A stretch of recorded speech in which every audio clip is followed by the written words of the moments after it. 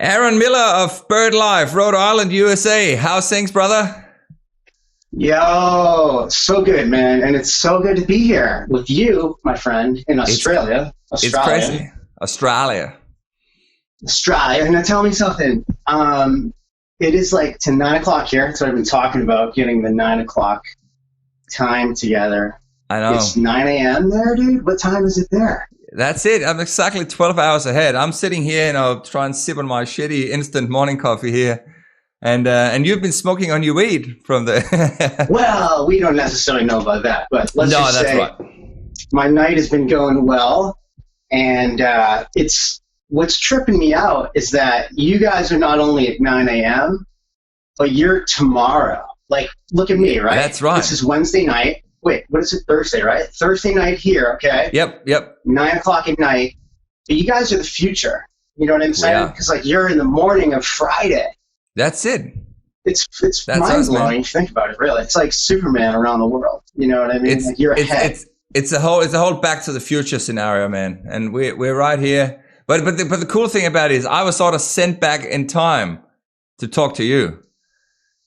Well, it's because you're dragging. You're coming back to my space. Now, see, look, if we were to let's say the U.S. was to go to war with Australia, and that's very likely, right? You guys we'd be like, yo, tomorrow morning at 9 o'clock, we're going to fucking attack Australia, right? But then in Australia, you guys would be like, yo, it's already Friday. We figured this out already. Yeah, we'd be like yesterday's you're news. Always ahead. Yeah. It's like yesterday's news. It's gonna be hard to keep up, man. It's tripping. Hard to keep up. I love that. Oh, but dude, man, it's tell us a bit about the song "Smoking on My Weed." Oh, check it out. I am seeing myself with 10-second delay there. I know. There, it's picking up that screen, right? The technology blows me away. So I'm going to enjoy that as we talk, because I don't do a lot of these.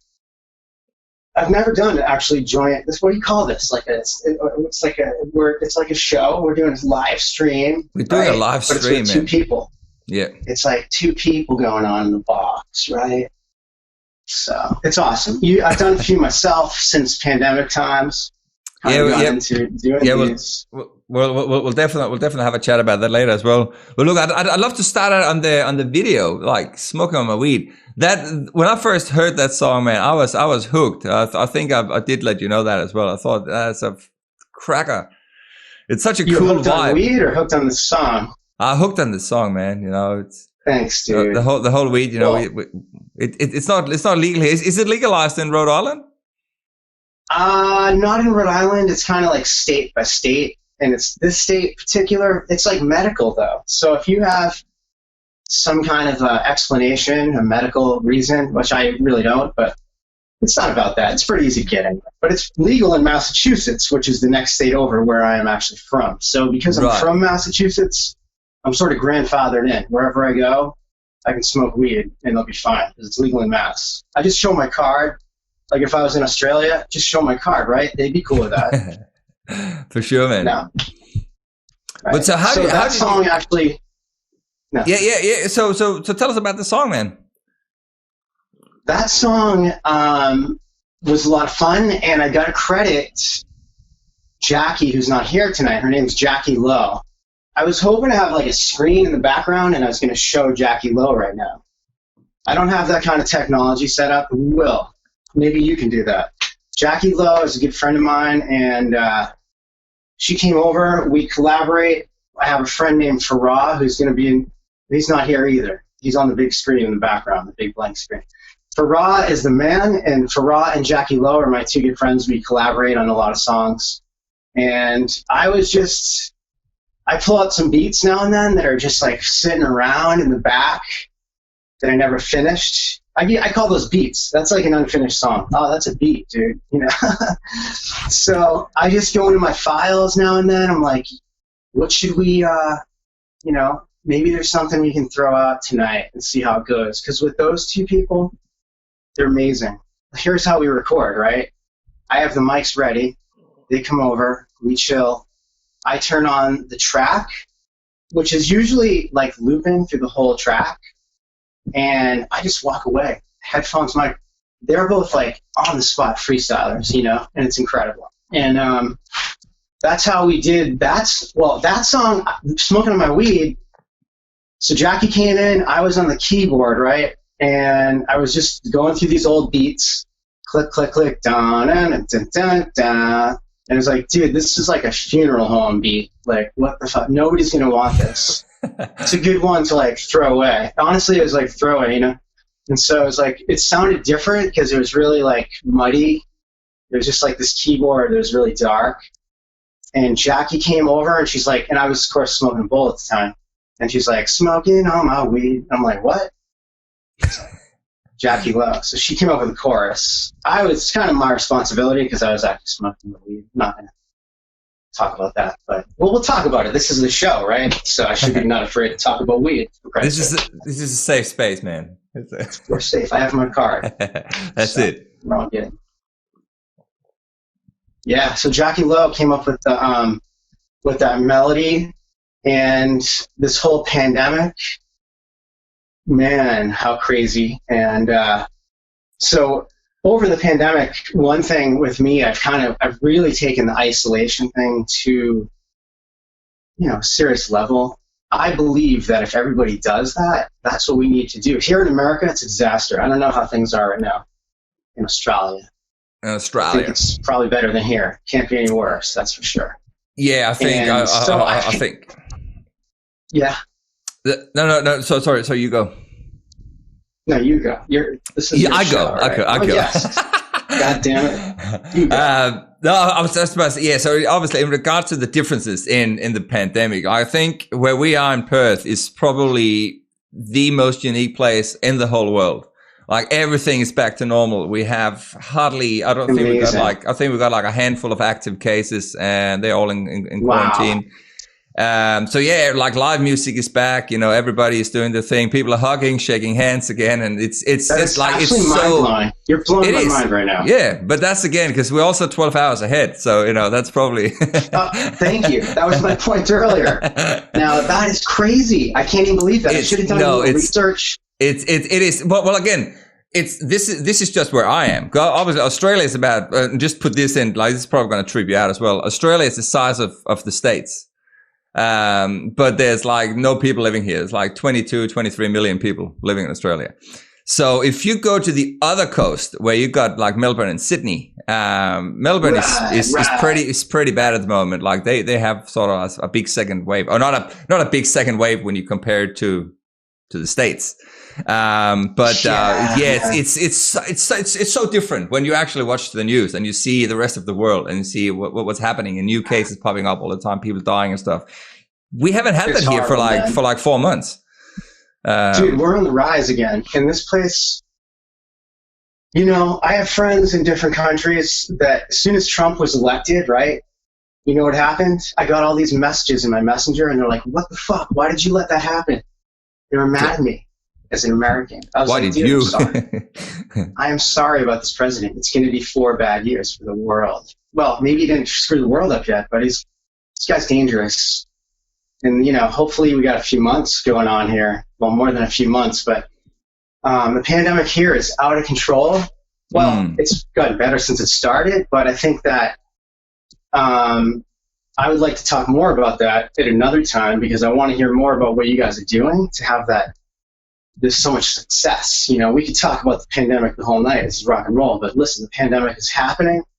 And here in the U.S., particularly in the southern states, which is kind of like, I don't want to put any judgments on where people are in the country, but there's a certain range of the country where the states, the problem is worse because people are thinking, hey, everything's better. You know, like the stores are open. That means that the pandemic's gone because we can go to the store. It's like, no, the stores are open, the restaurant's open, but it's not better. And I work in a place, I work in the healthcare, and I have this job that I don't want to say at risk. I mean, everybody's at risk, right? But it's something that is on my mind all the time. I work with people that are vulnerable, low immune systems. So I really have to quarantine all the time. I'm with my girlfriend. I go to work. and I go in the basement and I make music, and that's about it. And you know what? It kind of sucks. I'm a social person. I like to be out. I like to meet people. I like to go to clubs. I like to play clubs. I like to live, like see a lot of people, hug people, love everything, it's like, it's different. But I've taken it to a different angle, I feel like if everybody just did that, just change their life for a little while, it's hard, but think about it. It's like, that's what we need to do. Because would you rather suffer for a little while and not have some of the things that you want, like affection or friends? These are very important things. I'm not putting it down, but would you rather go without those for a few months, maybe even a year? Or would you rather have people dying and never get over this? That's how I feel. Like, so I wear masks. I was going to take one on right now just because I'm in my room, so I don't really need to do that. It's like my temporary studio right here. But I could wear a mask just because I have some really cool masks. We got some pretty good social distancing here. I think we're probably like what is 17, 18,000 kilometers away. It's all metaphysical. We could still be contaminating each other. So I'm going to talk to you through my eyeball. This is the chaotic eyeball right here. You ever see one of these? No, I have not. This is like my mask. I can see you through there. But this is actually a vocal thing. You go like that. You put it on the microphone. Like, is that on the screen? It's called this is not the actual eyeball. This is like a DIY eyeball. It looks like a big afro. It's basically, it's like an afro. You basically get a foam ball. I have a video to explain this better, but you drill a hole through the foam, right? This mic comes out. You slide this in. When you sing, actually it goes this way, right? So when you sing, it's like you're singing into a hole, like a black hole. Why would you do that?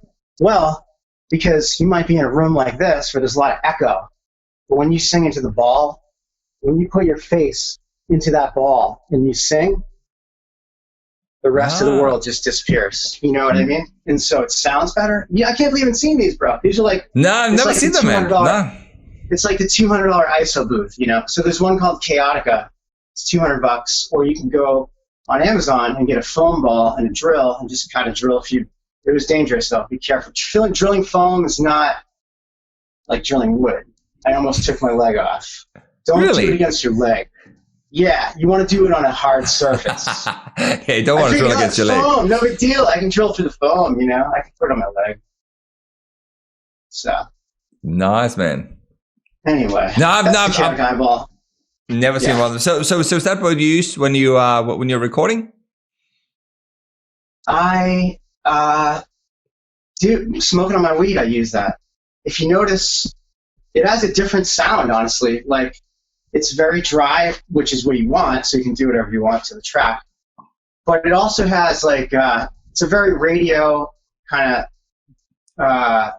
What do you call it? It's kind of like a podcaster voice, like a deep voice, because what happens in that little bubble is, I forget what it's called, the proximity effect or something like that. If you get really close to it, it's like cupping the mic, I could be wrong. I could be talking out my butt. But I think what it does is it creates that proximity effect, because my voice sounds like way fatter when I go into that hole, into the chaotica, the eyeball. So when I sing without it, my voice is kind of thin. I'm loud. I'm a loud person. I make a lot of noise. Kind of like, I try to keep it quieter. But my voice, when you listen to it recording, it's kind of thin, which is, so you have to do different things if you want to make it sound better, or if you just want to go with what you have, But look, but I do some in the room, do some room mix, and like, what's cool is, I realized you don't need a lot to record nowadays. No, that's right. Sure, the more you have, the better. But, about 5 years ago, I shifted to getting more into recording, and I have the same stuff I got 5 years ago. Right? It's not about the gear. No, it's about the pro. I'm just kidding. No, it's not just about me, but it's also about... I was about to say, look, it's kind of the whole thing, if it ain't broken, don't fix it. And what you're doing sounds mad. Like your sound is so unique. Like it's such a cool, like it's got this really good sort of feel good vibe to it. We'll obviously finish off on one of the. Is that a newer track? The one we're going to finish off with a bit later on. It's actually one that's been kicking around, and that has Farah on it, who I mentioned. It's kind of about, like, we're like a 3-triangle like unit as far as like a collaboration thing that has to do with BirdLife. It's not really like I can get into more BirdLife. What's BirdLife? What's going on with that? But these two people have been a big part of it. I moved to Rhode Island, where I am now, about 3 years ago, and I met them. And since then, we have been making a good chunk of music so a lot of these songs are actually old songs. So wow. I tend to not finish things. That's one of my drawbacks, or not one of my strong points. I'm guilty as well, brother. I start a lot of things. Can you relate? I start a lot of shit, but I don't always finish it. Like, yeah, I know how to get things going and open, but to commit and do all the hard, like, dedication, not that I don't want to do it. Just I like the new ideas.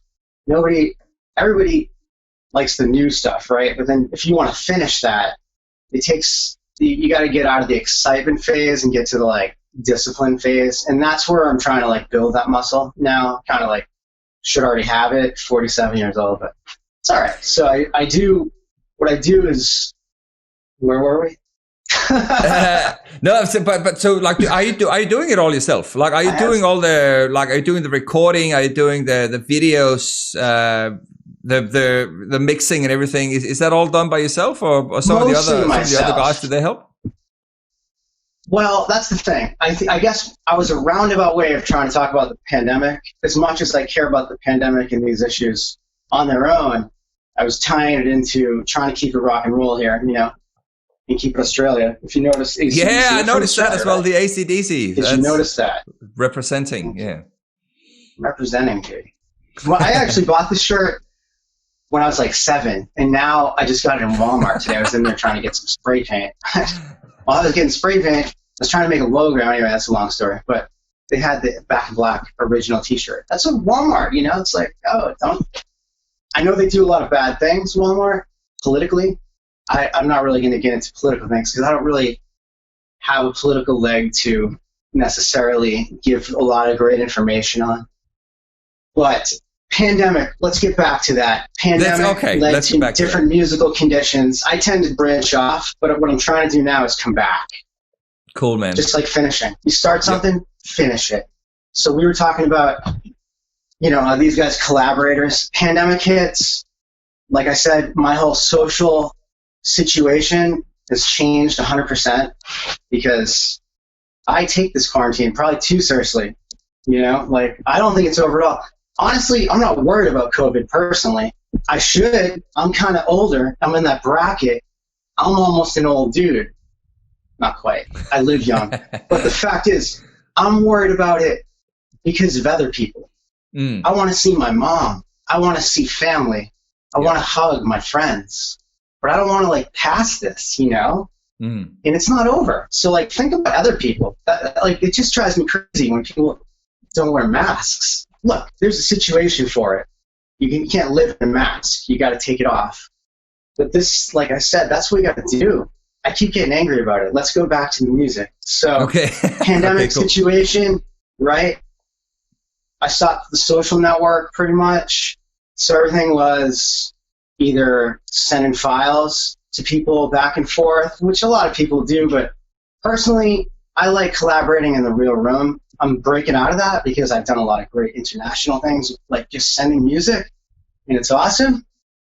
I guess prior to that, I'm kind of just used to collaborating in the same room. Yo, what do you think of this? What do you think of that? It's exciting, But I think there's ways to do that in live time. I haven't figured that out yet. But so in this whole pandemic shift, I was kind of shifted into a lot more of a lonely gear, which is fine. I'm sort of an introvert and extrovert. I kind of go either side, But when it's more, when you're, have more of that alone time and you're trying to accomplish things, you get a lot done. I've actually got a lot done.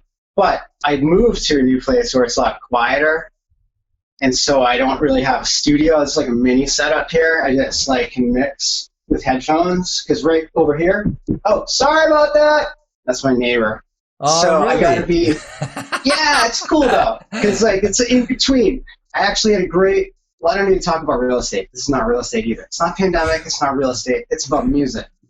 Now, what I'm trying to say though is that with those conditions, with a quiet place, when I came from like a home studio to where I am now, it's like, I had it really good, man. I had this place and everything's great, dude. I can't even tell you, but I had this place where I could just make as much loud music as I could all the time. It was in a great area, so like it didn't bother people even out of the house, because you can't really soundproof. Let's put it, you can block sound and you can lower it, but you can't really totally block it. If people are sleeping, it takes a lot to do that. And I guess that's not really soundproofing, that's like sound isolating. But anyway, so in this transition, had to be a little quieter. Like I said, I'm kind of a loud person, a little overactive, hyper at times. So where am I going to take the studio? To abandoned places. It's pandemic. Nobody's out. So there's a Toys R Us that's closed for 3 months. I'll just go behind Toys R Us and make a video. So I've been doing things like that alone. That's why I made the UV rays video that we're going to show after. Oh, sweet. Which actually has nothing to do with Toys R Us. I started using stock footage in there to like go with toys and kind of make a theme. And next thing I know, I kept like 10 seconds of Toys R Us. You didn't really have to do that. But so you can get some sponsorship deals there, maybe. Yeah, they're out of business though. Maybe put them back in business. Oh, yeah. Yeah, that's right. That's right. So I was there, Toys R Us, making this video, and I've been talking to these guys, Jackie, Farah, some other great people I've collaborated with, and I want to get back into that whole process, like seeing people, and forget about collaborating, just like socializing, then collaborating. It's like like I'm in a bubble. I'm still in that bubble. Don't get me wrong. I'm in a great bubble. I love this bubble. There's someone really special in part of the bubble downstairs, but it's fine. It's like a bubble that's a lot smaller. It's a lot more contained, and you get social distancing to the extreme. But I don't. Yeah, stop talking about it. Yeah, cool. I'm curious to sort of see, like, how did your musical journey start? Like, because I think you said you're 47 now. When did all this begin? Like, when did your love for music and instruments and playing, writing songs and all that? When did all that start?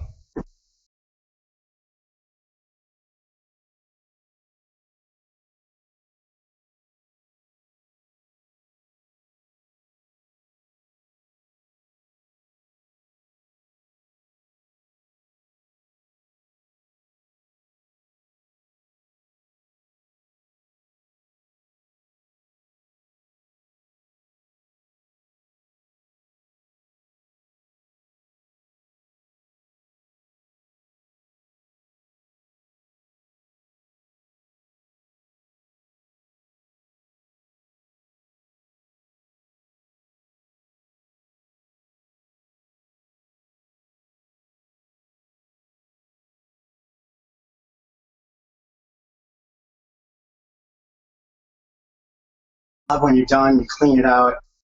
I don't know if I liked playing it as much as I liked taking it apart and put it away, but it was a great instrument, and I think that's kind of like where I just always liked melody. I was listening to music all the time since I was, there's a lot of people in my family and a lot of just, my stepmom, right, Carol, and she has like every record on vinyl you can imagine. And as a kid growing up, like that's, like I said, I'm 47, okay? So when I was growing up, we had vinyl. We had cassettes. Now that's all cool, right? But we were really cool because it came out then. All right? Sorry. But the problem is, right, she had all these records everywhere. Beach Boys, Beatles, all the, like, as far as going back, like way back, I'm trying to reconnect with some of the music that Carol got me into, like Ella Fitzgerald. Beyond like the popular people, we're going way back, 30s. She's a music lover. So I think Carol, I'm going to say, was a big influence on my like pop music and what's out there, what's cool, what do I like to hear. My mom, on the other hand, got me my clarinets, made sure I did those lessons, because, everybody gets a little slacky, but I did. I stayed with them. And then from clarinet to guitar and then singing, it's like you start out with one drug, you get to worse drugs. But here's the thing, it's just a clarinet. Or better drugs, I would say. It probably comes down to sort of which genre you're into. But starting out on the clarinet is obviously vastly different than playing guitar and making, cool sort of poppy, trippy rock music. So, yeah, it's funny. But now it's like I've kind of gone full circle because now I think it's probably cooler to play the clarinet. I just got to take it out. Do you still play? You got to get reeds. No, I don't. Like, it would be cool. Like, you want to be cool, right? But the clarinet would be badass because everybody, it's like guitar is like the typical kind of musical journey, right? Nothing against guitar. I love guitar. I have this guitar, my favorite guitar, the Electro. My acoustic is what I mostly play on, this Taylor, right? I'm not about the gear. Like, some people get crazy about the gear. I do like a few things that I really like a lot. My brother Jake got me to start on the guitar, actually. That was from clarinet to guitar. Not this one right here, but it was this Les Paul, like a copy of a Les Paul, like you get at one of those like pawn shops. I don't know where they got it. My family hopefully didn't buy it at a pawn shop. No, back then it was probably like a badass guitar, But it was like a Les Paul, like imitation knockoff, And I didn't take lessons for a while. I just turned it sideways. I was playing with my thumb, like Deep Purple, bum, bum, bum, like on the one string. For like 5 years I did that. And then they were like, hey, do you want to take a guitar lesson? It's like, sure, I'll take some guitar. They're like, are you tired of playing with one string? Like, so I took some real guitar lessons in high school. And that was like when I elevated a level. Because then you learn music theory. I went to a great high school where they teach you electronic music. They teach you just a lot of cool. It was a good school near Boston. In Brookline, it's called. It's a city that's near Boston. You don't need to go there. I'm not trying to tell you to go there, but it was like a good school system. So that kind of elevated me from clarinet to like electronic music and learning about theory and basics. And so then college was UMass, where I said I'm from, Massachusetts, and that's when I began to sing. So I think, why did I do that? I don't know. I was really into Blind Melon at the time. Do you remember them? Yeah. I don't know why they just popped in my head, but I had a friend that was like, I had a couple friends, they wanted to learn how to play guitar, right? So in college, I never was organized to start like a real guitar teaching business or anything, but teach a little guitar, get a little weed, just things like that. So I taught a few friends some guitar lessons, and it was like 90s music. That's when I was in college, 1990 to 94. Who do we have? Beastie Boys. Well, there's not a lot of guitar, but sure there is. A lot of good bass in Beastie Boys. MCA on the bass. But 90s was just like an amazing time for music. 80s too. Grew up with that. But 90s was when I was like a full adult. Well, college, I guess, I don't know if you're like an adult, but it was like, yo, I'm in college. Now I play guitar, and I was like teaching these lessons. And they're asking you to play all these songs, like, yo, No Rain. How does that go? Do, do, do, do. I'm like, that's pretty cool. Maybe I start singing. So then I started singing. That goes pretty good in college when you're the singer of a band, like, I'm not going to lie.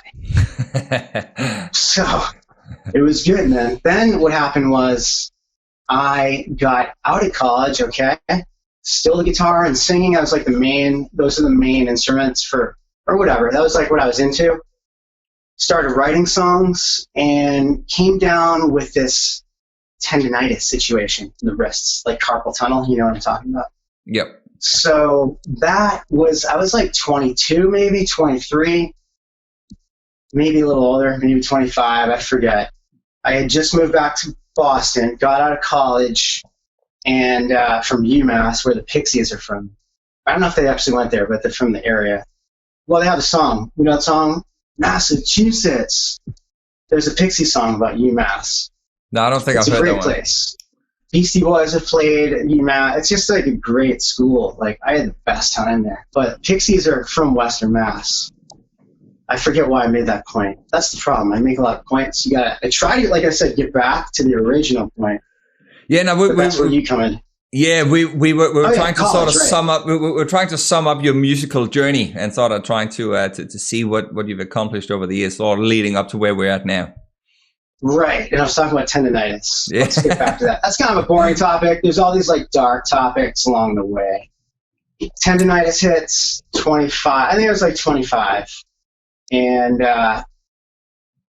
tendonitis, right? So I stopped. We took a lot. I did a lot of things for that. I went to started with physical therapy, then chiropractic, then acupuncture. I can't even remember all the treatments I did. It was like a lot of treatments. It wouldn't go away.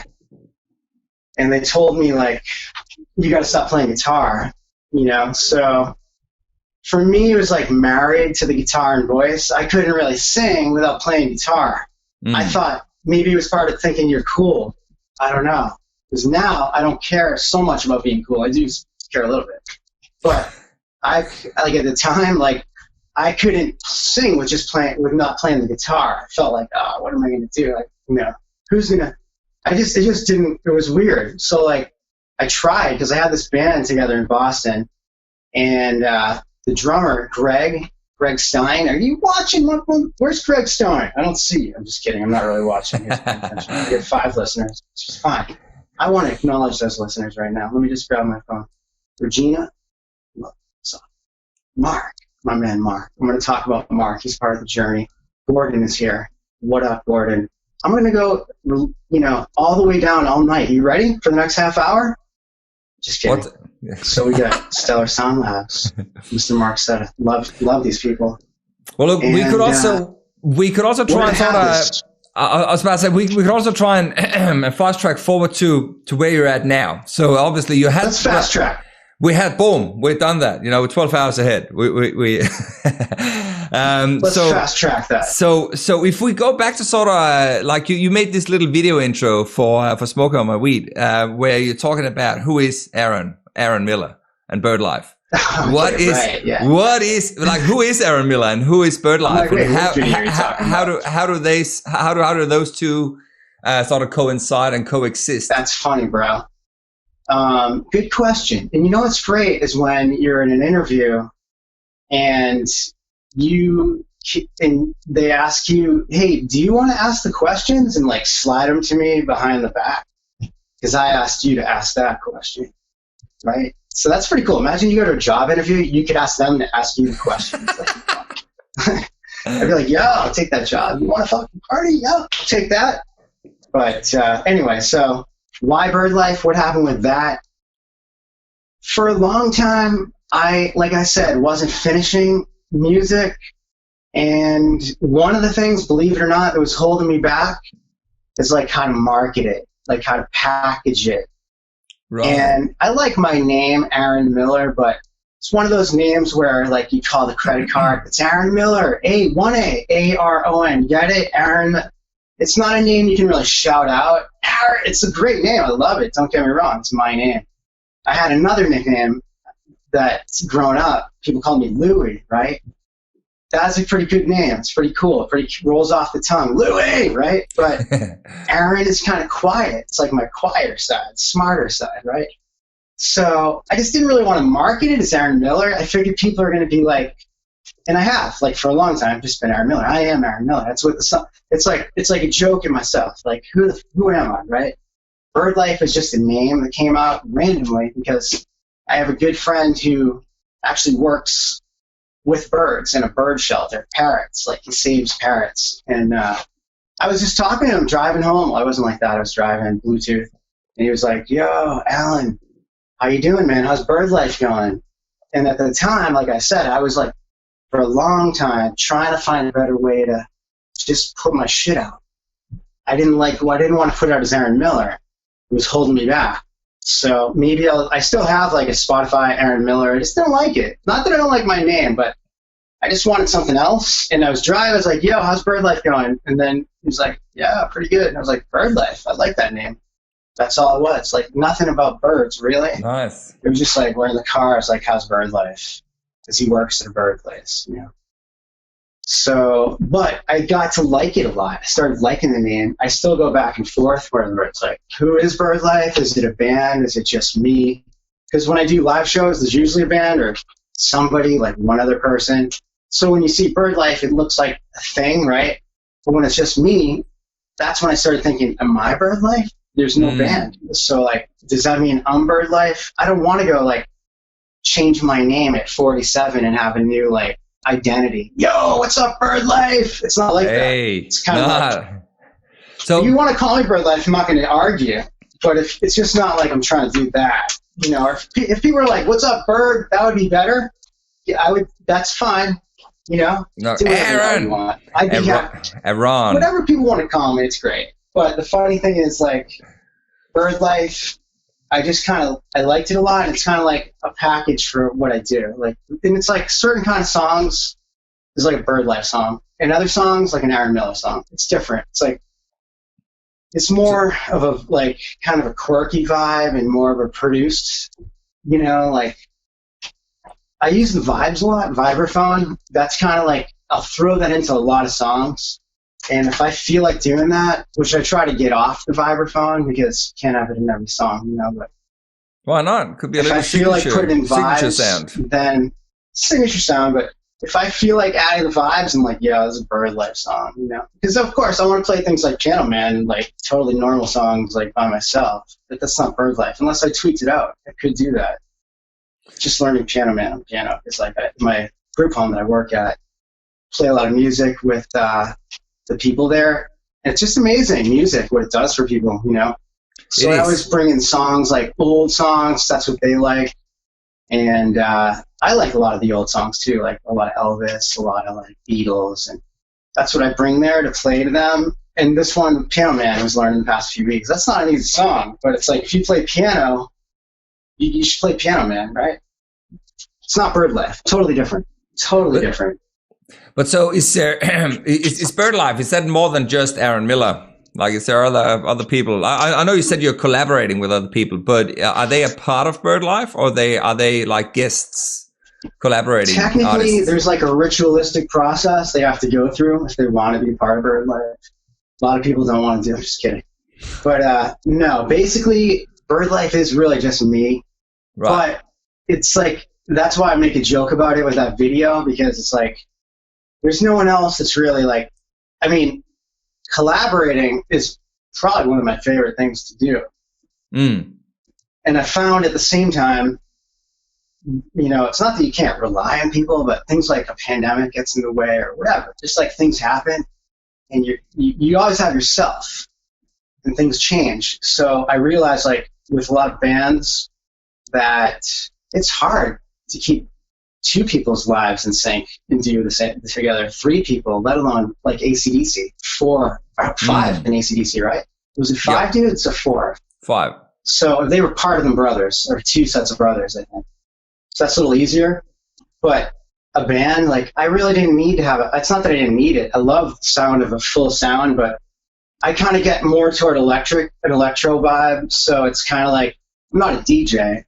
I'd like to get a little bit more, like, I don't know how to describe it, but so it's kind of like I am just the only one putting this together, and it's kind of good in a lot of ways, and it's challenging in other ways, but partly because of money, right? If I had a lot of money, then I'd be hiring people to, like, you know, like, to do a lot of stuff, like make cool, better videos than I do on my phone. Don't get me wrong, I like my videos. I've been having fun, making a lot of fun.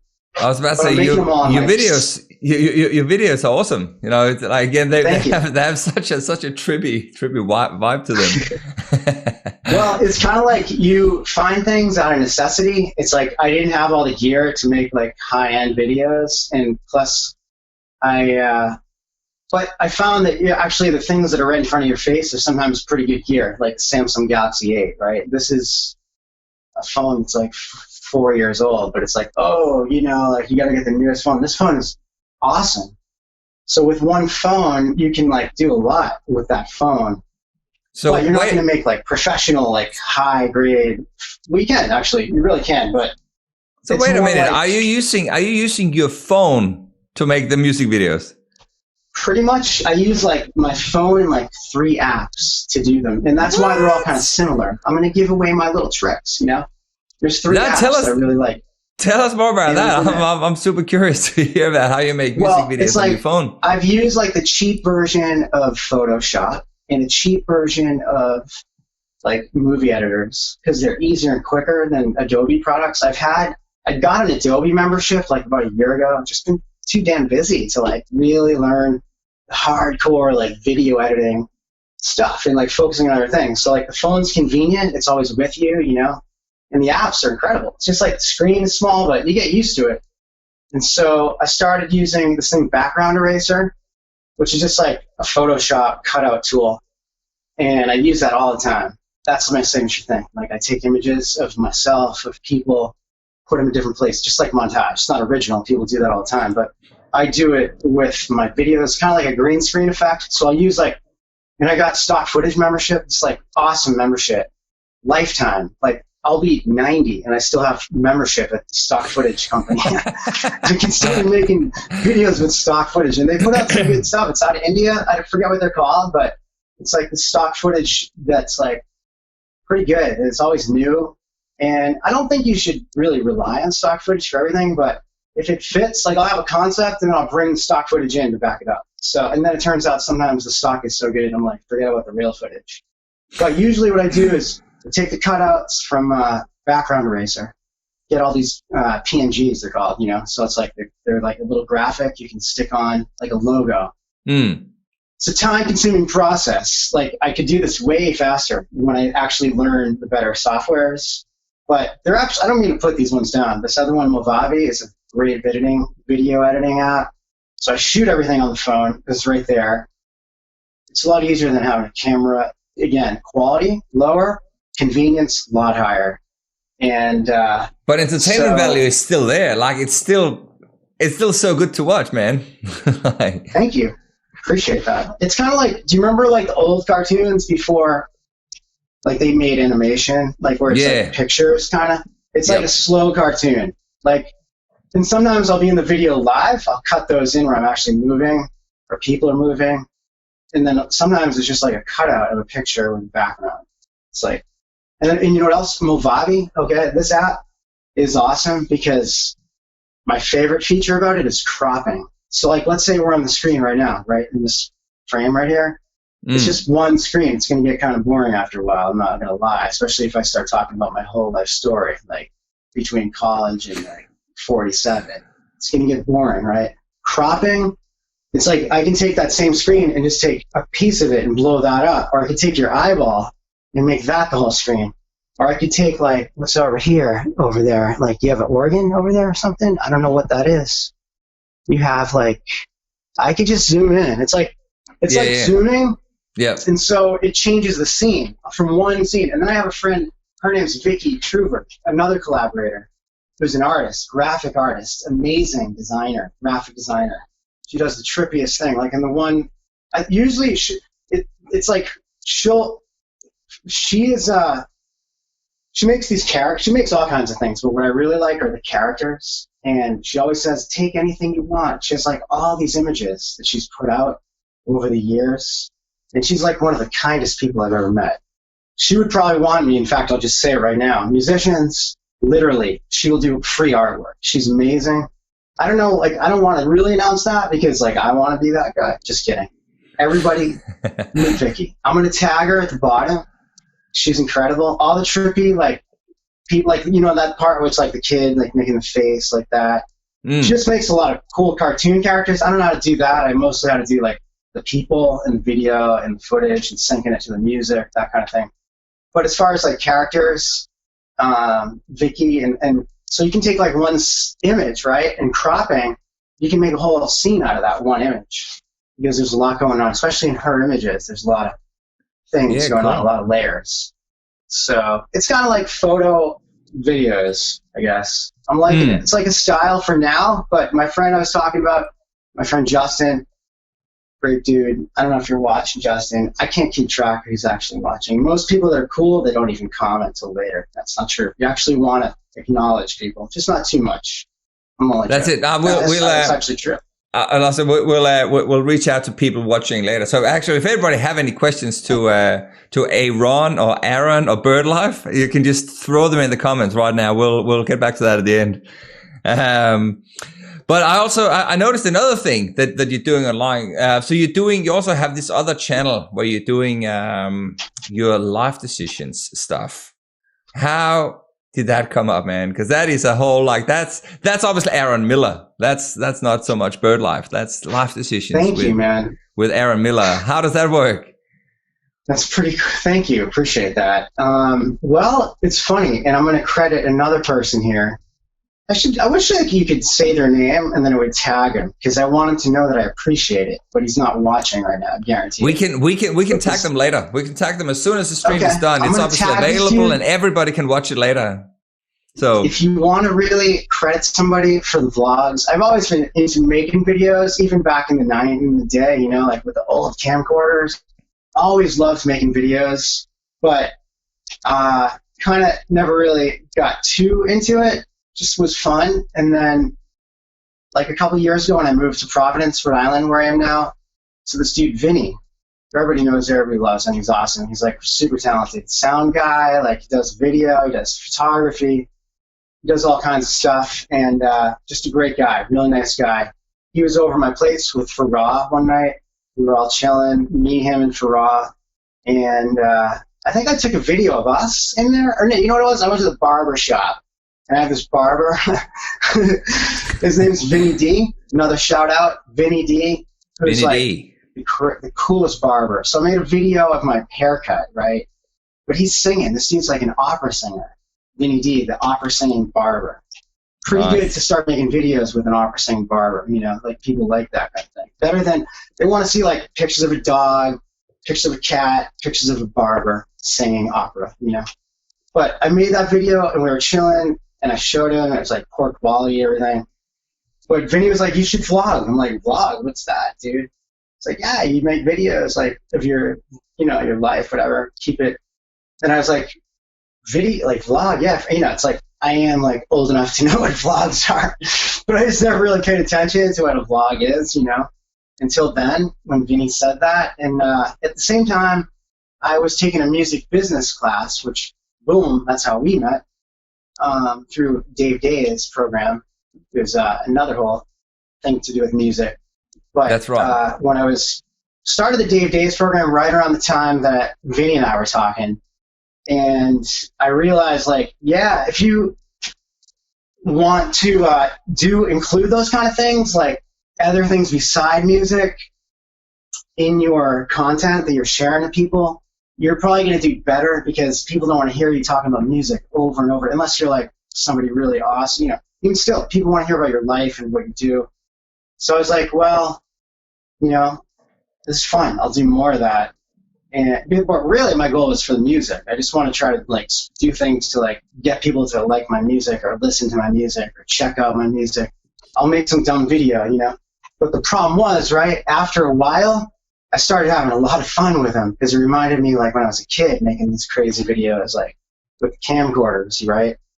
So I just kind of got into it, and I actually then it was like, yeah, is this BirdLife? Again, it's like that whole thing. Am I BirdLife? Is this Aron Miller? So it's like I set up separate accounts after a while, because it's like it didn't really fit with the music. Like sometimes I would make one, it has nothing to do with music at all. So I was like, people are going to not want to see this on my music channel. It's like, this is kind of like, what does this have to do with anything, really? So I was like, Life Decisions with Aron Miller. It's kind of a long name. I came up with that. Of course, now that I have two things going on, I just want it back to one. Isn't that crazy? Because I realized, like, I would rather just have one thing than separate myself out. So I'm thinking of just making it like BirdLife as like, not me, right? Just like BirdLife as like stories or whatever, you know, take away the life I'm really not sure because I like the fact that it's like life decisions. Like they're not really about life decisions. It's just like everyday sort of like life, you know. And so I separated those two things, and now I'm trying to bring them back. I really love doing those videos. I do a lot of them because they're actually easier to do than music, and I feel like, well, easier in the sense that I'm always working at my job that is not music. I have a job, and there's a lot of downtime there, but you can't really write a song. You can like maybe write a few lyrics, but you're not going to have clear focus to really make music. Music takes a lot more focus than a random video of like myself getting out of the car. I can just think of something and be like, yo, like, why do people like beep at a red light? Or it doesn't really matter. It's just like something I'm thinking about, and that can become a video. And then I realized like, I sort of like that, if not better. Like, you know, like it's so much fun because like it's your own self. When people like your music, it's like they like something you create. But when they like your video, you feel good because it's like they like you. I don't know. It's just weird. It's changed my life since I started making it. It's increased my confidence a lot. You know? I was about to say, dude, like you're such a good talker. Like, you know, you talk a lot, and it's fun. It's interesting. I talk too much. Yeah, no, you don't talk too much because I usually say like if people talk too much, it's because you know you get bored, but you're entertaining, you know. So really, like if you wanted to do something, which is actually how I started this whole, you know, chat. The reason why you and I are talking now is because I needed to do something else, something again like yourself. You know, you're too busy. You want something that is convenient where you can still put some content out that eventually will focus back onto music. But you should do something. You should do something similar. If you have all these guys that you are collaborating with, man, dude, you should start your own live stream or your own podcast. Talk to people. If I could just figure out how to plug shit in, like this mic here. I use it. That's so easy. I use it for my studio recordings, right? But right now, it's just fake. It's for the look. Because that's it. Look, I don't know how to. Look here, man. I got a guitar and a bass in the background. I'm so shit at playing guitar and bass, man. Well, it's like if you're just watching on your phone, you see like scrolling by, you see a microphone. It's like, oh wow, like this must be serious. It looks pro, yeah. But it's not even plugged in. Like this is watch. See, I'm not lying. But the thing about it is like the technology. I love the technology. It's just overwhelming to me. Like the beginning of the stream is like I was having a panic attack. So I'm like, do I like copy and paste it or do I? Because when you're in the studio, it's different. It's like you have all the time in the world. You're not like. And same with videos. You can always edit stuff out. You didn't like that. You look like an idiot. Just cut it out. But live, it's like a different thing. You know, but at the same time, you know, that's also the whole beauty of it. It's the same. Like, look at this. It's the same way as if you're playing a gig. Like shit goes wrong from time to time. You know, like you might have it's like so there might be some awkward silence here and there, or you know, like sometimes I lose track of where I am. You know, I'm sitting down here looking at my notes and my questions and stuff. But the same thing happens when you play a gig. You know, sometimes, you know, you play a gig and you go, oh man, you know, I broke a string, you know, this is a song where I really need that specific string, or, you know, the microphone cuts out, or you have a bad day because, you know, you've been coughing all morning, you have to go on stage and stuff. But that's life, and you move on, and that's it. But at least you have content. And you finish it. Yeah. Thank you, bro. You're yeah. Right. All those things you just talked about are the things that totally stress me out. It's crazy. They're little details of life. Life is so good. I mean, look, it's not good for everybody. A lot of people are struggling. I have nothing really to complain about. My life's pretty damn good.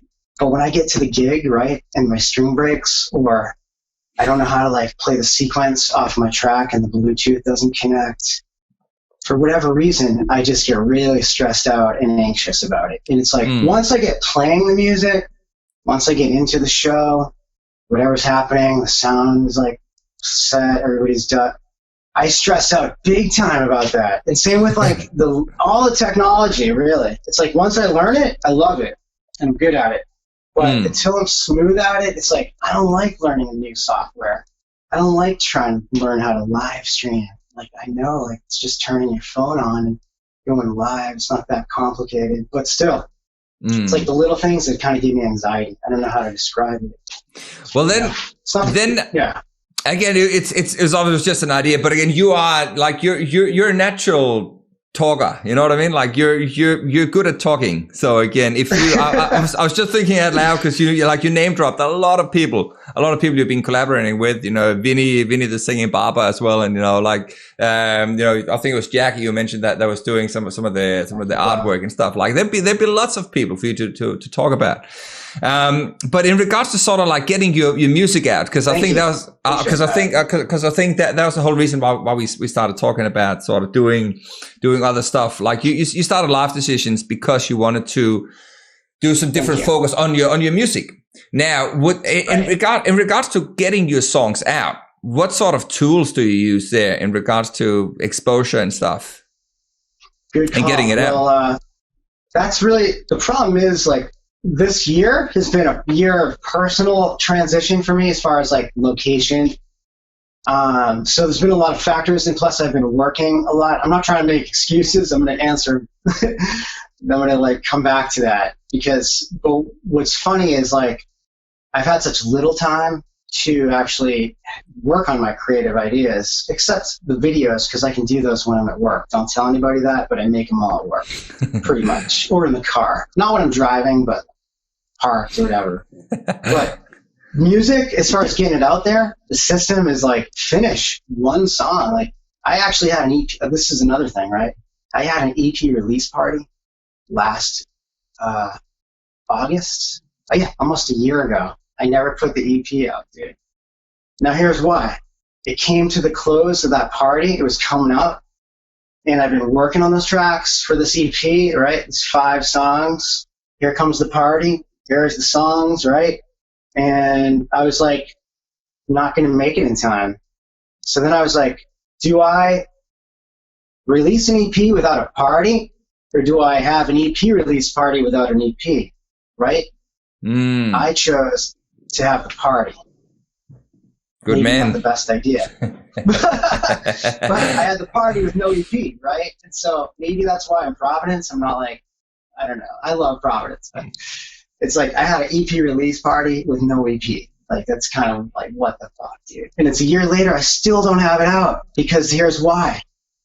It just takes me a lot of time to finish music because I like equality. It's quirky and like kind of like always a little bit like sloppy in a way, but it takes a lot of time because I'm really fussy about what I like, and when I collaborate with people, which I love to do, as far as like I'm kind of a control freak, right? Like it takes like I want everything like a different way, or it's like I can be a douchebag, you know what I mean? But it's like I'm a nice person, but when I start making music or creative things, it's like I have a vision for it. Yeah, it's like. So how did you finish off the other songs? How did you finish off Smoking on My Weed? One of the songs. Yeah, Baby Blue is one of the songs, right? That is actually out. It's the only one that's out for BirdLife on Spotify, iTunes.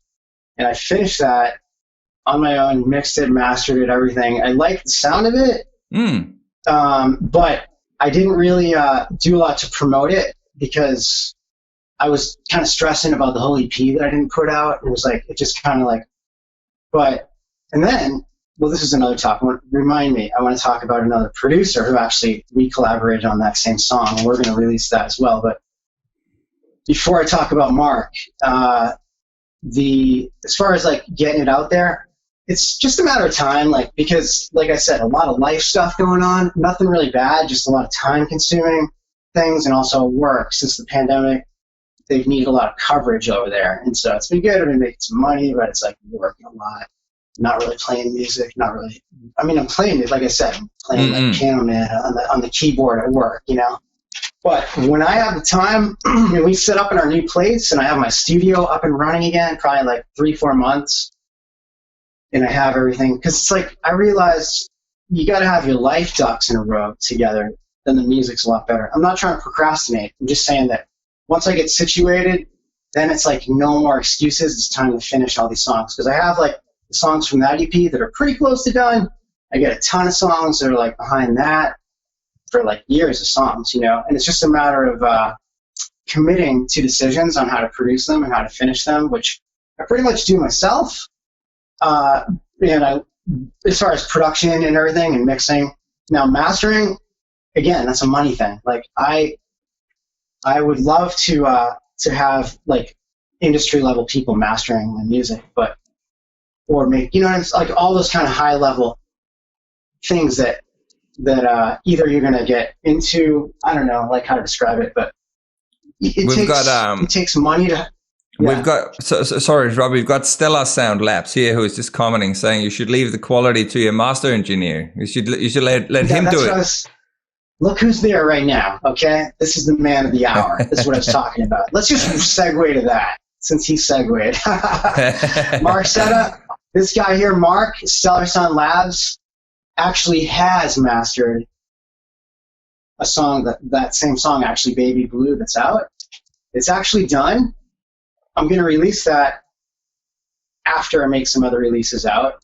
Mark and I met back about almost a year ago. He heard that song on Spotify. He's also from Providence, and he liked it. And he was like, "Yo, I'm a mixing and mastering engineer. Would you want to try hearing that song again in a new studio?" It's like, sure, why not? So I met Mark. We became really good friends. He's a great guy, great engineer, very talented, very smart. And he took the song, we redid it, and it's like a collaboration now. That same song that I wrote is now like a collaboration.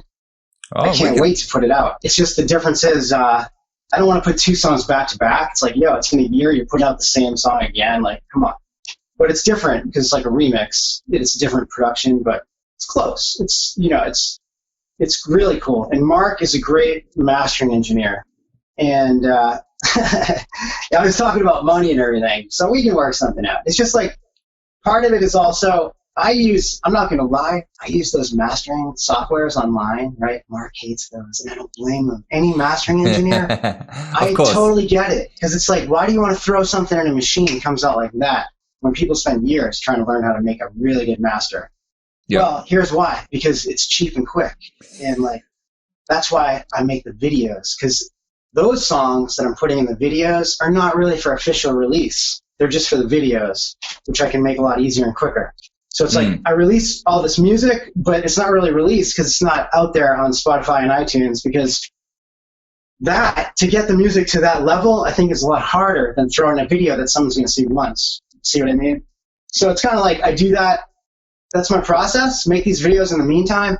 But eventually, pretty soon in a few months, start putting the official releases out. I look at music as more like the difference between my music and my videos is like the difference between it's like, are you going to the dentist or are you going to, I don't really know, like somewhere that's not as like I get it. Like something that's not the dentist.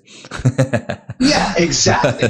So, but music takes a lot longer. I have like a much higher standard for it because it's once it's done, that's out there. iTunes, everywhere. You can't take it down. I actually did take an album down. I'm not going to lie about that. I put an album out like 5 years ago. Took it down, the whole thing, because it was demos. They were demos and they were good, but like people judge you by the quality of your sound. Like if you have demo quality stuff, no one's going to hear it now. Everything's like radio quality. I'm not saying every song is amazing, but the production level is like a lot higher. I was about to say, if you put them out and you label them as demos, I don't think there's anything wrong with that, especially if you have content coming. So again, especially if you are doing like some proper content to back it up. I suppose I suppose the main issue that a lot of people, especially people that are working independently like yourself, is the whole time and to a certain degree also the whole procrastination issue. The fact is that it's difficult to get everything done when you're the only one sort of calling the shots and having to get your hands dirty. But let's try and imagine that this EP is done. So I think you mentioned 3 or 4 months down the track. So let's make that 6 months. Let's make it 2021. The EP is done. How are you gonna? What's the aim? What's the goal with that EP? How are you gonna get that out there? I thought you were gonna say how are you gonna feel. I'm like, you're describing it. I'm like in my mind, like smoking on your weed. What's happening? Well, actually, I decided that it's a lot until like I have like at least 5 or 6 songs that are actually up and solid on Spotify. I'm not going to put out the EP. I'm just going to put out singles and have the opportunity to like, you know, engage with people more frequently, have one song and then put another one. I'm going to start doing that like in the fall, late fall. And that's what the Dave Days program that you and I met, this online music business program is like what it's basically about. There's a lot of like educational resources now that I'm tapping into. It's kind of like School of Rock for adults online, you know? And so I'm tapping into those things. Am I joking or am I serious, right? No, like, no, tell me about Dave absolutely. Is Dave Days like the man or what? Is he the fucking man or what? Dave Days, right? Shout out. He has yeah. So like he's got a school that's like a School of Rock. There's this guy, Ari Henderson, right? Is that his name? Jason Evans, who's from Australia, as a matter of fact, who there's all these people that are doing these like master classes or whatever, and or online education. It's not really college, but it's kind of like, yo, there's all this stuff. And I'm taking it all in, and I'm finishing these songs slowly, and then like, here's what it is, right? 2020, already a fucking disaster of a lifetime, obviously. 2020 for me is also a regrouping period of like getting everything, or like finishing some things, working by myself, doing some things that I need to do before putting it to the outside. 2021 is like the year of release for me. This is my mental plan, right? So like come January, February, well, I'm not going to put them out every month. So like I've had a lot of high hopes of what I'm going to do and what I say. What I say doesn't always match up. So I'm going to try to really just focus on the foundation right now for the few months, getting my personal like foundation, living, because I'm moving. It's great. That's another story, but get that together, finish these songs, have a little more time to focus on those, have the system in place, use some of those marketing techniques that we're learning about, how to like get things, you know, you have to run some ads and just like, I mean, I don't know. It's like some things are new in this industry that we do, like to get into social media and to reach a global audience. But some things are just like always the same, will be the same, are always going to be the same. It's like make good music, try to do that. That's what I always try to do. Hopefully that, it's not really enough though now. Like what I've learned is like, you have to do, if you want your music to get out there, right, whatever people say, you got to do like, you got to be on like strong on social media. And there's no reason not to be, because it's amazing. It's like, yo, we have this whole system.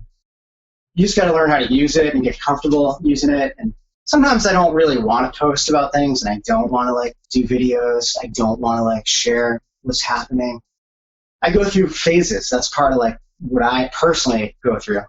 So it makes it a little challenging also. Yeah. But in the end, it's like I like to, and it's like an amazing process as far as like the technology. It kind of blows my mind. Just like you're in Australia a day ahead, that blows my mind. Technology is pretty incredible. So you just got to learn that. I think is the marketing of like the new marketing, and I think the videos are going to be, I don't know. But so have you got any ambitions? Like where would you like to take this project? Is this like going to remain like a hobby project that you do where outside your day job, or would you like this to sort of escalate it? My whole life I've been trying to make it bigger than that, you know, but you never really know what's going to happen. The way I look at it is the journey. Like, I love the journey. Every day that I play music, every day that I write music, every day that I talk to people like you in Australia, every day that I go to a club and see somebody new, I haven't done that in a while. Every day that I do all these things in music is part of my journey. And so I don't really see it as a hobby. Every day I'm carrying my studio wherever I go. I got a toolbox that is actually really good to hold like a Mac and a set of headphones and a Focusrite. Very minimal setup, and then when I go to work, I have that. I'll like mix stuff in 10 minutes, you know, like just for like a little bit, not quite. Yeah. But it's like you can always work on music a little bit at a time. But it's like I guess what I'm trying to say is I've been working at it for a while, and I would like to see what happens, and in the meantime, enjoy the journey. Yeah. And you know, like ideally, sure, I want one of those videos with 1 million views on it. I would like to have millions of listens on Spotify, make some money from it, because then I would be able to do more of it. That's my goal. Like, if any of these crack, let's just say one of my stupid ass videos gets like a shit ton of views. Let's just say that. Right now they get like 30. Unless I pay for an ad, then I can get 30,000. But that's not really what's happening. Let's just say one of these videos does well, or like a song does really well. It's not like, I know it doesn't really go like that, but I think if you get, there's just things that happen that are like where you kind of leapfrog a little bit. And I see people doing it that I'm friends with, and I believe that it's possible. It's just a matter of continuing to do it, continuing to post when you don't want to post. Maybe don't post when you don't want to post, but just like when you feel like, is this just a hobby, or is this something that's like my lifelong dream? Like, well, then when you start questioning that, then it's like, it's probably for me like a temporary mood thing, because deep down it's my dream. Like, I'll always be chasing that dream, the rock and roll dream. I want to be famous. Okay, I'm not gonna lie. But in the meantime, enjoy the journey. Every day is a journey. Like, my life is a journey. Like, just what am I gonna do after this tonight? Maybe I'll go back to Toys R Us, play some new music. I'm definitely not going to a club or hanging out with people, like I told you. And my girlfriend goes to bed early. I gotta keep it down. She's a teacher. Just kidding. No, she really is a teacher, but she said I can. It's fine. I can talk. But I'm super curious to sort of hear a bit more about that sort of framework that you potentially would set in by the time you have your EP. By the sort of time you have, so say for instance, if you had those 5 songs and you're ready to release them, you're saying you're not gonna release one every month. So let's say every second month. That would take you up to almost a year, worth of. God, that sounds terrible. Of singles. I really would like to get them out sooner. Honestly, maybe. No, I was talking about by the time you have your EP so many, ready. Like, that are close to put out, and I don't. Maybe you're right. Maybe I will put out a chunk, because I don't want to wait a year to put out 8 songs.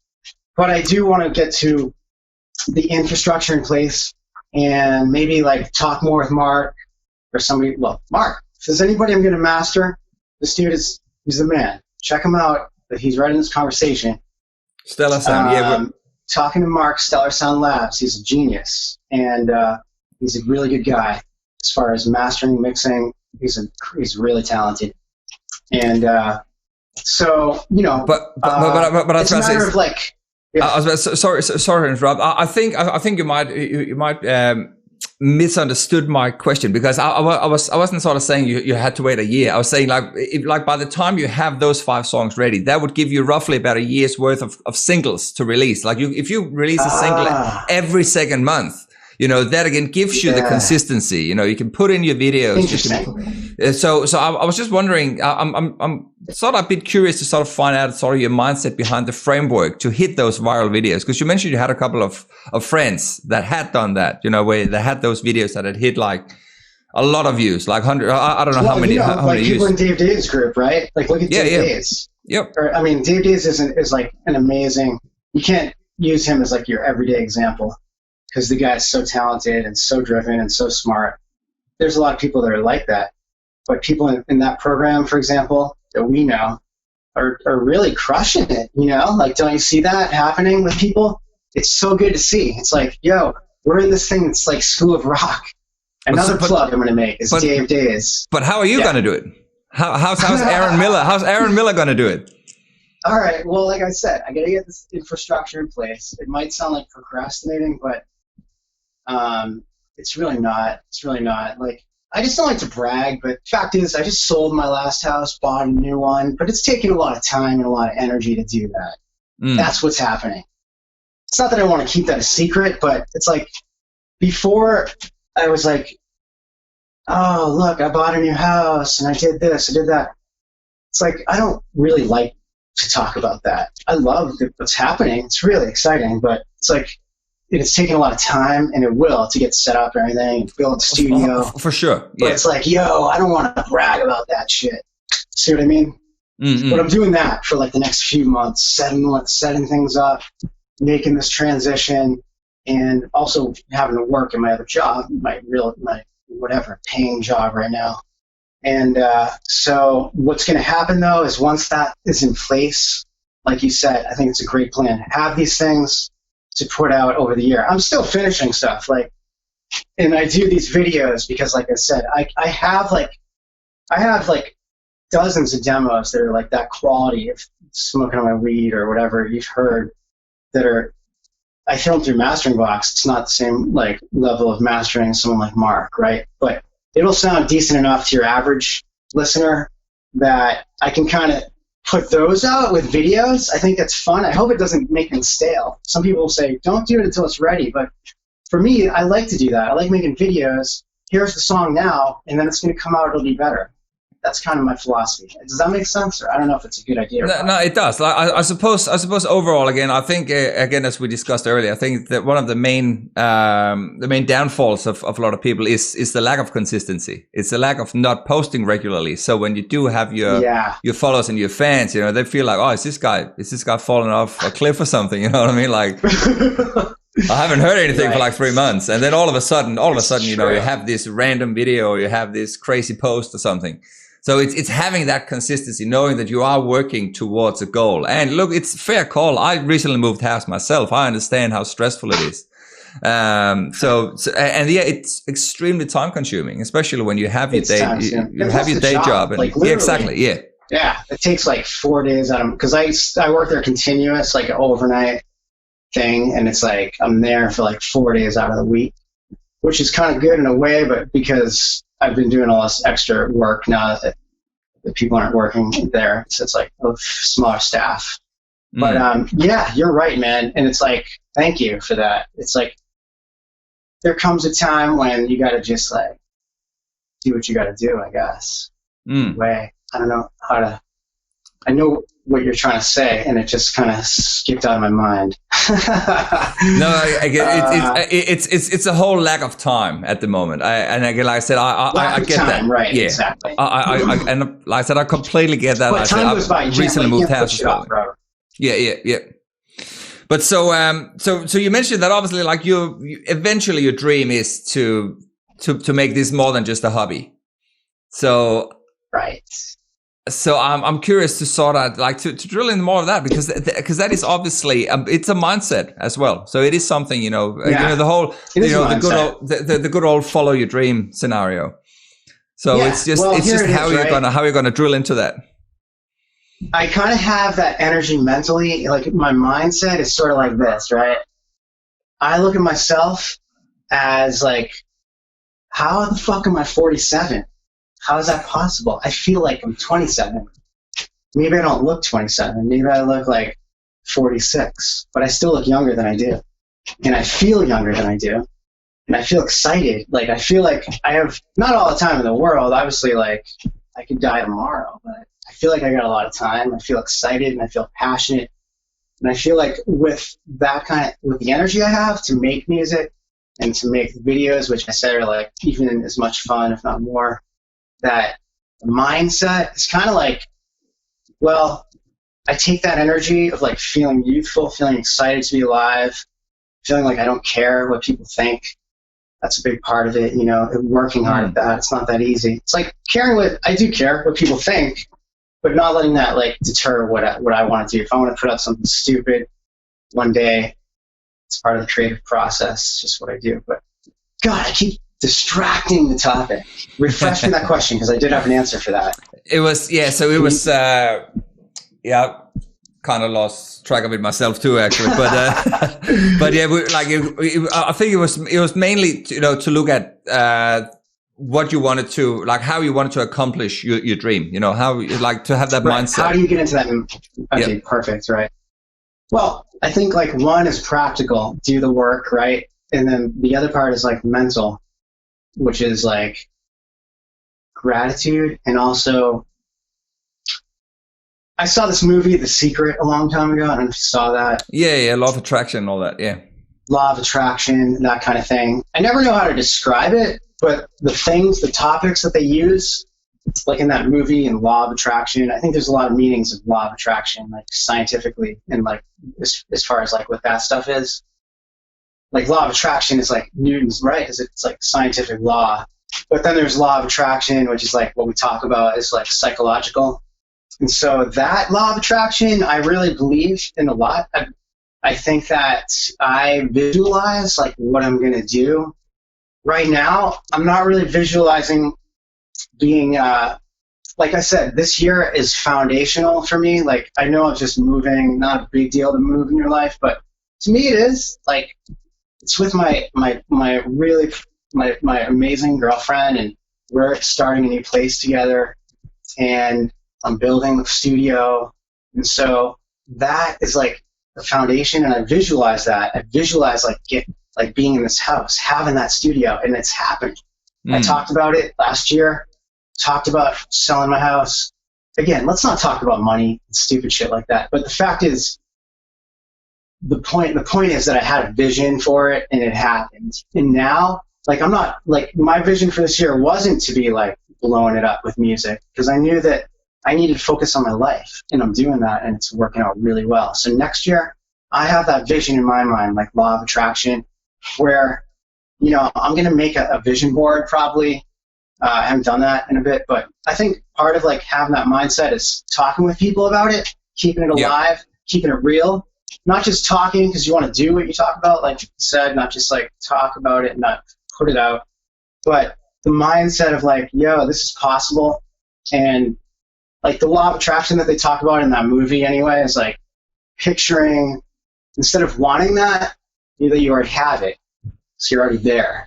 Yeah. So I practice that. I like that. I do that. It's like I visualize, like, yo, I don't really want to play at like a giant stadium, like with like 10,000 outside. Or like, I could. Hey. Oh, come on. Everybody wants to do Great. that. Yeah, I could. Right.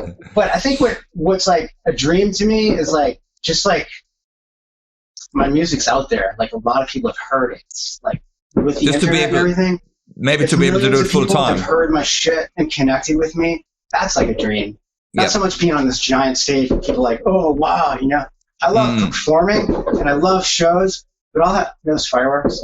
I'll have just as much fun at a club as I can't really stand in a stadium, never do play a stadium. Maybe it's a totally different world. I don't know what I'm talking about. I just don't have a dream so much about that. It's more about like, yo, I picture myself being able to just come up with ideas every day, like videos and music, and put it out and just do that. Not that I don't like my job, like in the human services field that I do, but I'd like to just shed it and only do what I love to do. That's what I'm visualizing. I'm making that transition in my life, and having like my music go into films and TV and stuff like that. That's really exciting to me. I would like that a lot.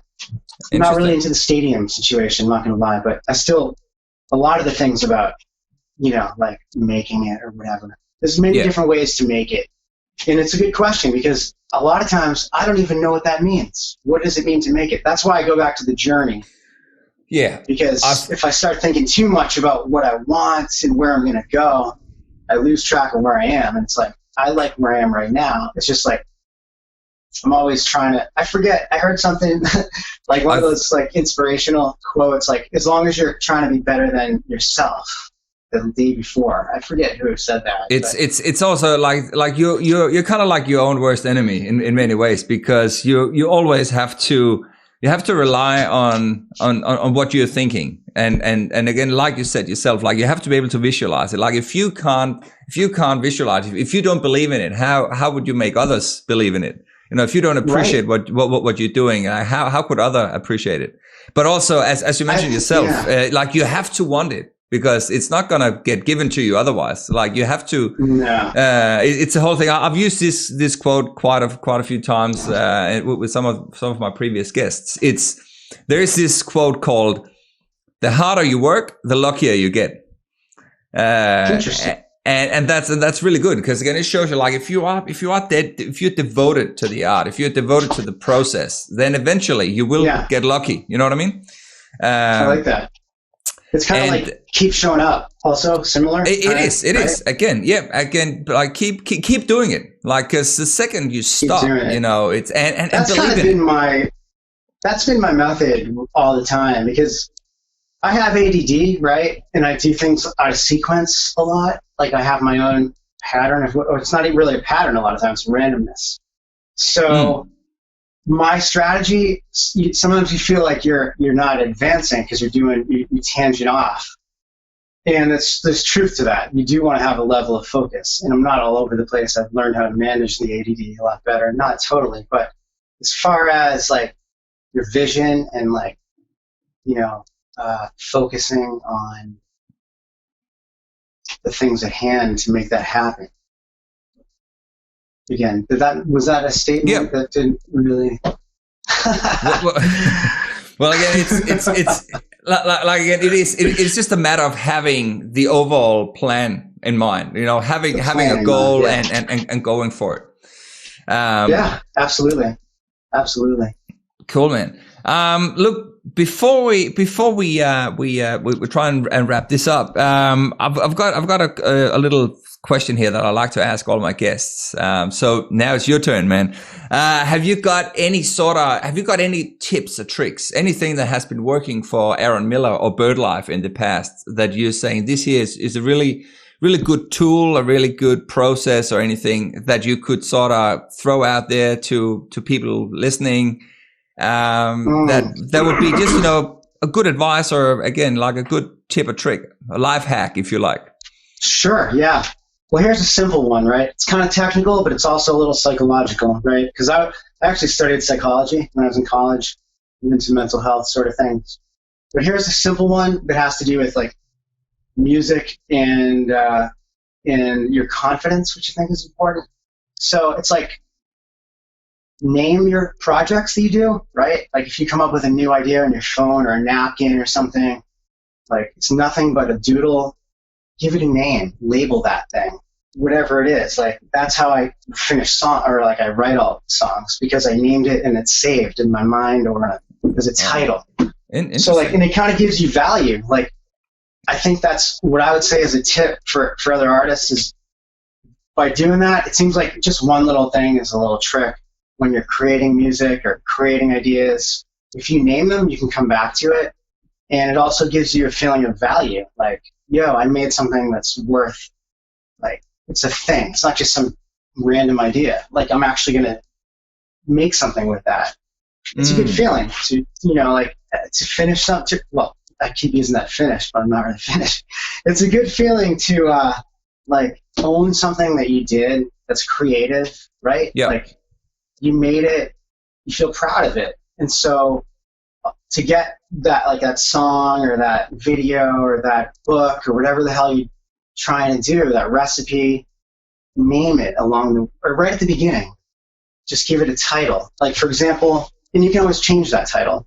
It's nothing new. I didn't invent that, but that's what I do. One thing I also do, I don't want to say that, but I kind of this is not good advice. This is what you don't do, right? But it's my technique.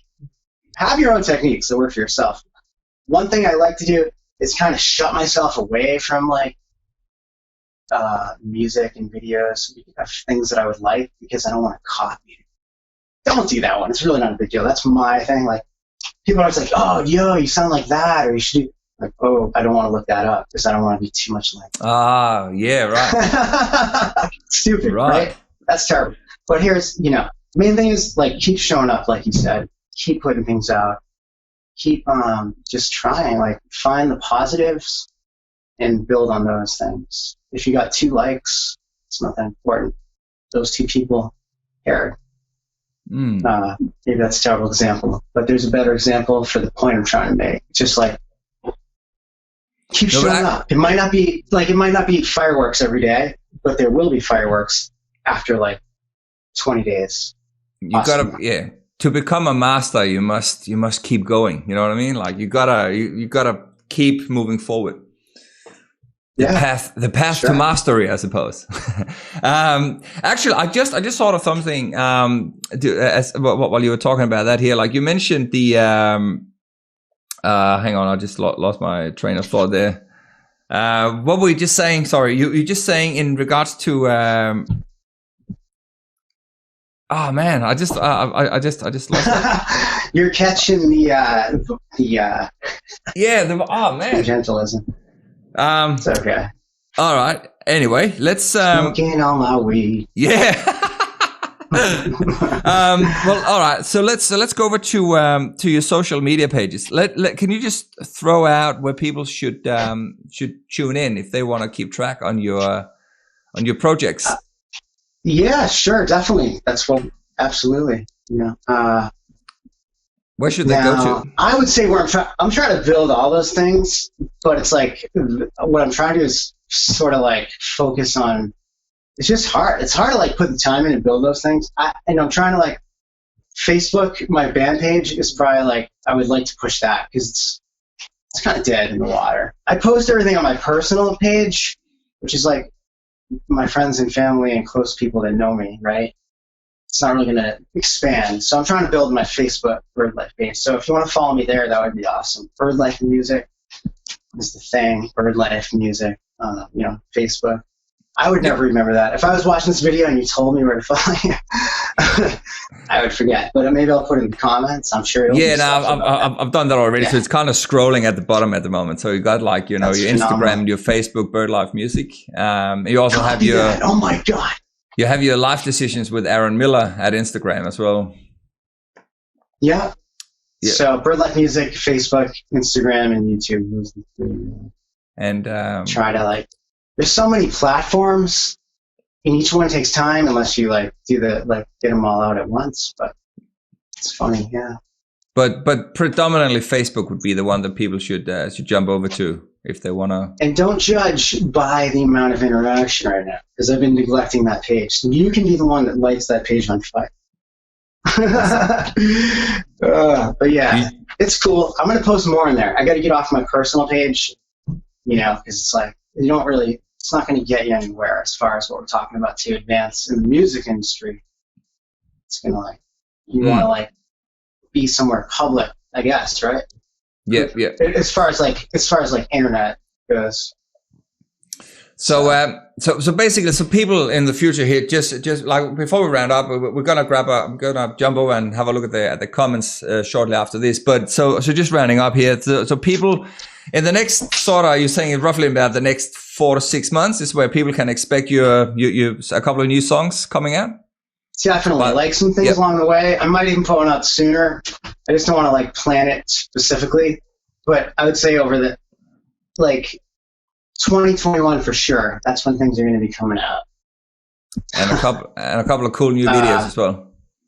And then working on all of this rest of this year, and probably 1 or 2 along the way that I might just kind of see what happens. Awesome. In a casual way. And more videos. So hopefully people have fun with 1 or 2 of those. Yeah, now I personally really enjoy your videos, man. Especially the smoking on my weed, man. It's such a cool. Thank you. The video really suits the song, man. But let's jump over here and have a look at some of the comments and shout outs here. Feel free to if there's anyone you want to give a bit of a shout out to as well. We've got Regina Haskell, who is she's been commenting a lot here. Regina, she's one of my best friends. Thumbs up. She wants to hear some music as well. So yeah, it's coming. We're finishing off now with a song. We'll get you to introduce that shortly. We got Mark Seta or something. Not sure I pronounced that correctly, but he says I'm way too straight for this. Way too straight for this. That's funny, dude. He's a funny dude. Good guy. Mark Seta is the engineer, mastering, mixing engineer. Yeah, he's here as well. So we've got Stellar Sound Labs. So that's your Stellar mastering. Sound Labs. That's the one. Yeah. Check him out. Yeah. What have we got here? Yeah, and he confirmed the whole proximity effect we were talking about earlier. So that is. Okay, good. See, all of these sound ideas, phone ball there. Yeah, and he'll corroborate it. It's just an idea. If I say it, then it's it's true. Then we've got Susan Schneider who is now I'm eager to see and hear some BirdLife music. And awesome. You will. Sue Schneider, how are you? Thanks for reading these, by the way, because this makes it a lot easier than having to do it myself. Exactly.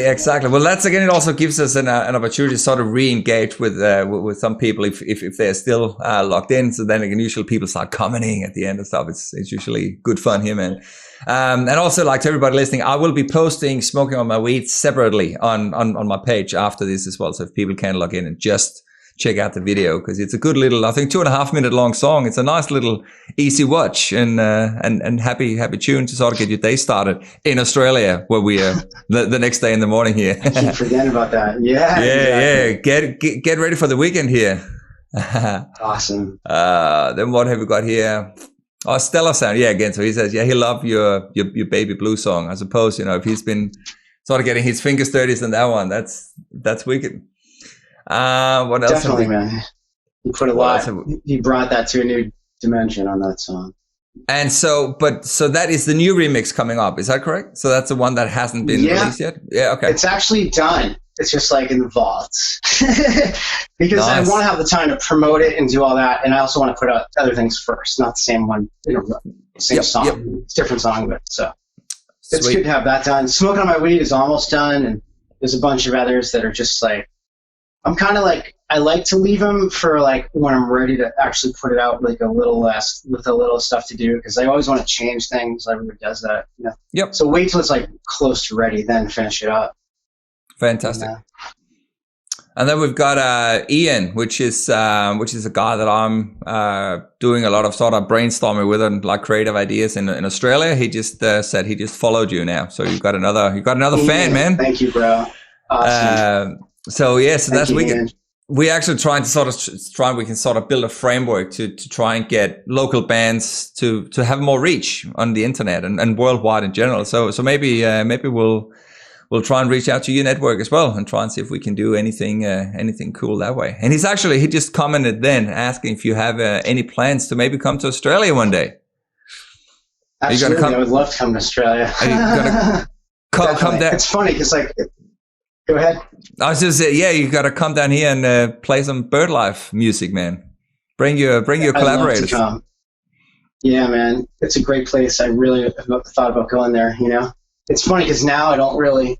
The idea of traveling is just like I can't imagine, but it's gonna happen. Things are gonna get better. It's gonna be a while, man. And I'd love to come there.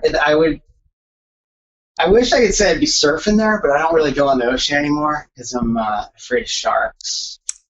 But otherwise, I'll be watching the surf. I'll be like checking. I'll be making some videos of it, right?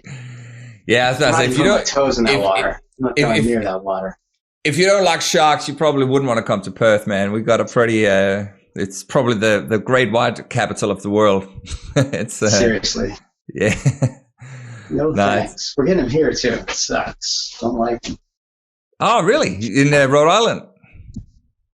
Well, on the whole East Coast, there's a place, Cape Cod, which is like a little bit north of here, about an hour or so, and the sharks are like swarming to this area because there's seals population is growing. Yeah, that's it. So like over the past few years, there's like these apps people have, they can track sharks, and that's only the ones that are tagged. I'm like, if there's that many, they're tagged. Just think about it. So I don't really go in the ocean. I'm just like, I'm all set. It's weird because I used to love surfing. I surfed all year round, but I watch videos about it now. Some amazing surf spots if you don't mind jumping in the water with a couple of shots. Definitely want to see it. Definitely want to. Yeah, I just would love to be there. It'd be awesome. Let's make it happen one day, brother. Absolutely. Thank you. Sounds good, man. Look, it's been a pleasure, man. And we should definitely get you back on by the time we have some new songs out. Help giving it a bit of promotion in Australia or whoever else is watching around the world. But it's been awesome, man. I really appreciate your time tonight in your place and this morning at mine. We're Friday, Thursday. So, do you just want to do a quick shout out, a quick introduction to the song we're going to finish off on, UV Rays? What's that about? UV Rays, right. Okay, so that's the one I did at Toys R Us, but it started with a video I'm talking about. The song was one of those beats that laid around for a while, and Farah came over, my good friend, my collaborator, for a lot of songs, and I kind of did my part, did his part. We just kind of fused it. That was about a year or two ago. We wrote that, I think. And so during the pandemic, I went to, like I said, empty parking lots, places that were like shut down or empty, which is like everywhere. Toys R Us, and I shot the video there, and then ended up kind of just using a few clips of it. UV Rays, it's called, and it's actually like about like writer's block, or it's about like just feeling like you're kind of frustrated. It's ironic. It sounds like it's about the sun, but whatever. We can think about it. Excellent. I will. I will put it on now. And Aron, man, it was an absolute pleasure. Let's do this again when we've got some new music out and you're set up in your new studio. Sounds awesome, man. It's been a real pleasure. Really great to talk with you, man. Yeah, man. Likewise. And for everybody listening, head over to BirdLife Music on Facebook and Instagram and show Aron some love. BirdLife, sorry, BirdLife. Excellent. Take it easy, brother. Enjoy the rest of your night. Thanks so much for tuning in or listening along to the show. If you like the show, please don't forget to leave a 5-star review and subscribe to my social channels. It doesn't cost you anything, but it greatly helps me to build my networks and my chances of getting sponsors to keep this show running. If you want to take it to the next level, please head over to patreon.com/Stephen Helhammer and become a patron by joining the exclusive community there. You can start from as little as $3 per month. And for just a little extra, you get access to some fantastic features, outtakes, behind the scenes stuff, and much, much more. That's less than the cost of a cup of coffee per month. And that way you can help me build better content. I can devote more time to find awesome guests and just generally just keep everything flowing. If you want to be on the show or subscribe to my mailing list, send an email to steven@helhammer.com, and that is HELhammer.com. That way I can start sending you exclusive invites, random stuff, and messages that, who knows, you might enjoy. So that's it. Have a rocking day ahead, guys, and I will see you on the live stream or in your headphones very soon. Take it easy.